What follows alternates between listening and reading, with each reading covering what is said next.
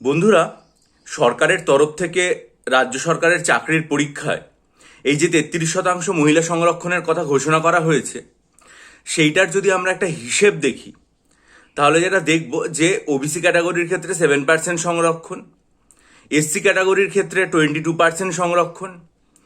SC schedule tribe ক্যাটাগরির ক্ষেত্রে 6% সংরক্ষণ এবং ইডাব্লিউএস এর ক্ষেত্রে 10% সংরক্ষণ। এইগুলো যদি আমরা টোটাল যোগ করি, তাহলে দেখবো আনরিজার্ভের জন্য সিট যেটা পড়ে থাকে সেটা হচ্ছে মোটামুটি 55টা। তাহলে এই যে এবারে যে মহিলাদের রিজার্ভেশনটা, সেটা তো আলাদাভাবে এগুলোর সাথে 33 হিসাবে যুক্ত হবে না। যেটা যুক্ত হবে সেটা হচ্ছে প্রত্যেকটা রিজার্ভেশনের অন্দরে আরেকটা রিজার্ভেশন হবে। তার মানে 55টা যে আর কি মানে আনরিজার্ভ সিট রয়েছে, সেখানেও 33% রিজার্ভেশন হবে। তাহলে সেখানে 33% রিজার্ভেশন হওয়ার পর যেটা থাকে সেটা হচ্ছে মোটামুটি 37টা মতো সিট থাকে। কিন্তু আপনারা একটা জিনিস দেখবেন, সেটা হচ্ছে যে ধরুন শিডিউল কাস্ট ক্যাটাগরির দুজন ক্যান্ডিডেট যারা অ্যাপ্লাই করেছিলেন শিডিউল কাস্ট হিসাবে, কিন্তু তারা আনরিজার্ভ ক্যাটাগরির কাট অফ মার্ক ক্রস করে গেছেন, তাহলে সেরকম দুজন ক্যান্ডিডেট যদি চলে আসেন যে আনরিজার্ভ ক্যাটাগরির মধ্যে, মানে তারা পুরুষ ক্যান্ডিডেট আমি ধরলাম, তাহলে এখানে আনরিজার্ভ মেল যে ক্যান্ডিডেট সংখ্যা রয়েছে তাদের সংখ্যা 37 থেকে কমে হলো হচ্ছে 35। এবার ধরা যাক ওবিসি ক্যাটাগরির একজন ক্যান্ডিডেট, তিনি আনরিজার্ভ ক্যাটাগরির যে কাট অফ মার্ক সেটা ক্লিয়ার করলেন, তাহলে তিনি চলে এলেন আনরিজার্ভের মধ্যে, তাহলে তার সংখ্যা দাঁড়ালো কমে হচ্ছে 34। এবার ধরা যাক শিডিউল ট্রাইবের ক্ষেত্রেও একই রকম হলো, তাহলে আনরিজার্ভ মেলের সংখ্যা কমে দাঁড়ালো হচ্ছে 33। ঠিক আছে, এবারে ধরুন ইডাব্লিউএস ক্যাটাগরি থেকে আরেকজন ক্যান্ডিডেট, তিনি আর কি মানে আনরিজার্ভ ক্যাটাগরির যে কাট অফ ক্লিয়ার করলেন, তাহলে সেখানে সংখ্যাটা কমে হলো 32।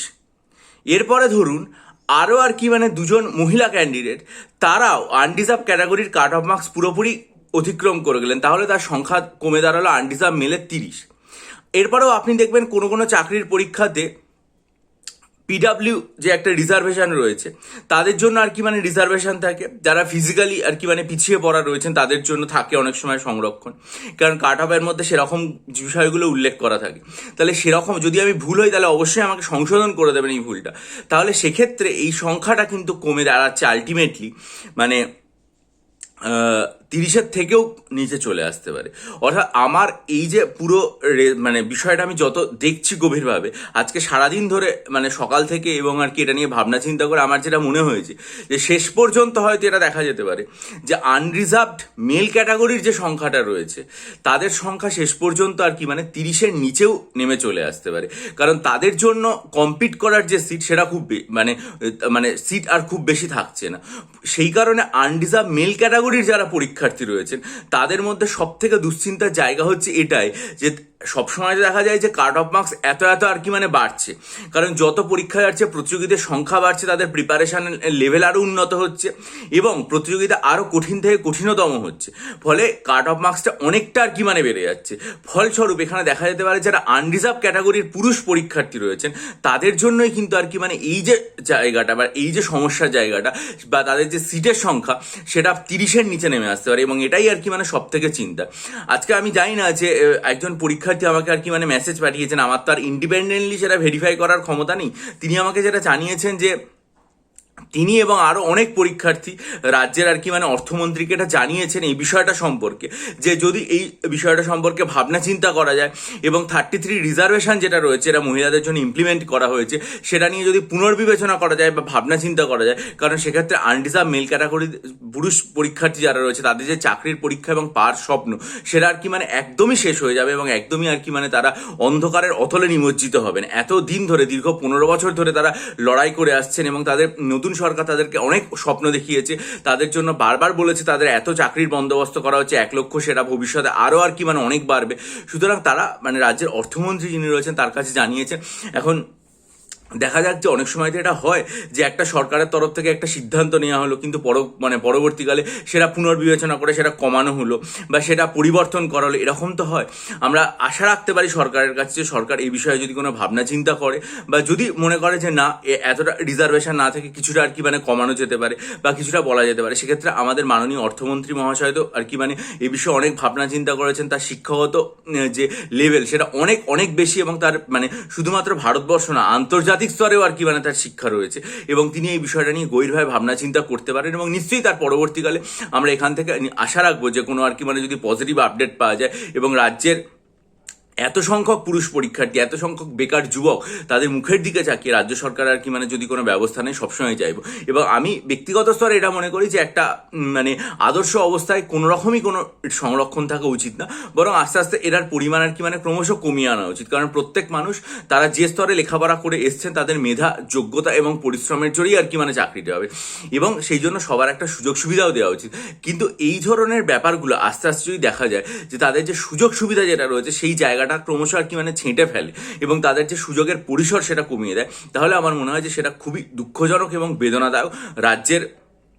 যারা আনরিজার্ভ পুরুষ পরীক্ষার্থী রয়েছেন। এই রিজার্ভেশনটা সমস্ত স্তরের পুরুষ পরীক্ষার্থীদেরই আসন সংখ্যা অনেকটা কমিয়ে দিল এবং মেয়েদের সংখ্যা অনেক বাড়িয়ে দেবে। কারণ রাজ্যের মানে তার প্রতিযুক্তি হিসাবে এটা অবশ্যই দাবি করা যেতে পারে যে রাজ্যের যে মানে মূল যে ওয়ার্কফোর্স সেখানে মেয়েদের সংখ্যা অনেক অনেক কম, এবং রাজ্য সরকারের তরফ থেকে যখন যে বর্তমানে শাসক দল ভোটে গিয়েছিল তারা নিশ্চয়ই আর কি মানে এটা দাবি করেছিল যে আমরা 33% সংরক্ষণ দেবো, এবং তারা সেই দাবি যেটা ইলেকশন ম্যানিফেস্টোতে ছিল সেটা পূরণও করেছে। এটা অবশ্যই তাদের তরফ থেকে দাবি থাকবে, এবং সামাজিক ন্যায় প্রতিষ্ঠার ক্ষেত্রে মহিলাদের কর্মী সংখ্যা বাড়ানোর ক্ষেত্রে এটা একটা সদর্থক পদক্ষেপ হিসেবে তারা তুলে ধরতেই পারে। কিন্তু একই সাথে পাশাপাশি রাজ্যের যারা পুরুষ পরীক্ষার্থী আছে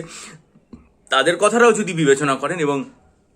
সেটা বিবেচনা করে এই ধরনের যে একটা বিপুল পরিমাণ সংখ্যক পুরুষ পরীক্ষার্থীর স্বপ্নের ওপর আঘাত আনা হলো, সেই জায়গাটাও যদি দেখেন, কারণ পুরুষদেরকে এই যে একটা যন্ত্রণা দিনের পর দিন সহ্য করতে হয় যে তুই আর কতদিন বেকার থাকবি, কতদিন আর বাবা মায়ের ঘাড়ে বসে খাবি, তোর তো কিছুই করিস না দেখা যাচ্ছে, ঠিক আছে, এটা তো বিগত 15 বছর ধরে অনেক শুনতে হয়েছে যে কতদিন তোকে আর এই অবস্থায় দেখবো, অনেক তো হলো, এবার নিজে একটা কিছু করে দেখ। কিন্তু সে করবে কোথায়? তার করার জায়গাটা তো ক্রমশ সংকুচিত হচ্ছে। এই করার যে জায়গাটা একটা পুরুষের এই যে আর কি মানে ভয়ঙ্কর যন্ত্রণা। আর ছেলেদের আরও একটা সমস্যা কি, তারা তো কোথাও কান্নাকাটি করতে পারে না, তাদের কাঁদার জায়গা স্নানঘর, সেখানে তারা লুকিয়ে হয়তো কাঁদতে পারে। সবার সামনে কাঁদলে তাদেরকে নানা রকম কটাক্ষ শুনতে হবে, নানা রকম যন্ত্রণার কথা বলে সেটা নিয়েই লোকে হাসাহাসি করবে। এই যে যন্ত্রণাদগ্ধ একটা পরিবেশ যেটা তারা কারোর সামনে প্রকাশ করতে পারে না, এবং সার্বিকভাবে মনে করা হয় যে একটা পরিবারের মধ্যে তার কাঁধেই পুরো দায়িত্ব, পুরুষতান্ত্রিক সমাজের ক্ষেত্রে একই রকমভাবে কিন্তু এটা একটা কুফল হিসেবে দেখা যায়। এটা একটা যন্ত্রণার মধ্যে দিয়ে আমি কথাটা বলছি, যে সেই জায়গাটা থেকে যদি তাদেরকে আর কি মানে মুক্ত করা যেতে পারে, আমার মনে হয় যে রাজ্যের মাননীয় মন্ত্রী মহোদয়রা সহৃদয় হয়ে যদি এরা ভাবনা চিন্তা করে তাহলে অনেক অনেক উপকার হয়। এখন এটার থেকে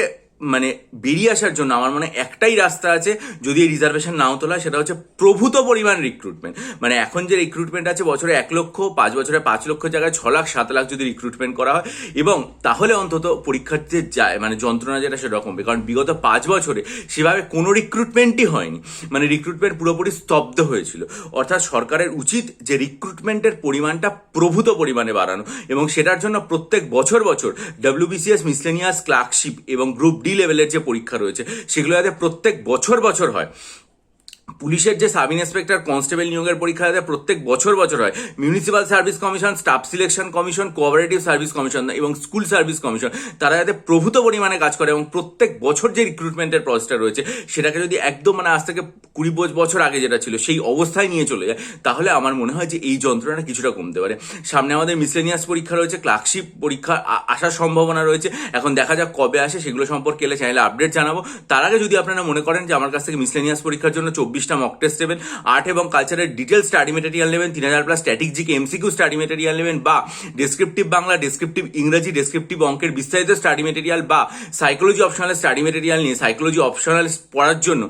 WBCS এবং মিসলেনিয়াসের প্রস্তুতি এখন থেকে জোরদার করবেন, তাহলে ডিসক্রিপশন বক্সে ইমেল আইডির মাধ্যমে আমার সাথে যোগাযোগ। ভিডিওটা লাইক করুন, হাইপ করুন, আপনাদের মূল্যবান মন্তব্য করুন, ভালো লাগবে।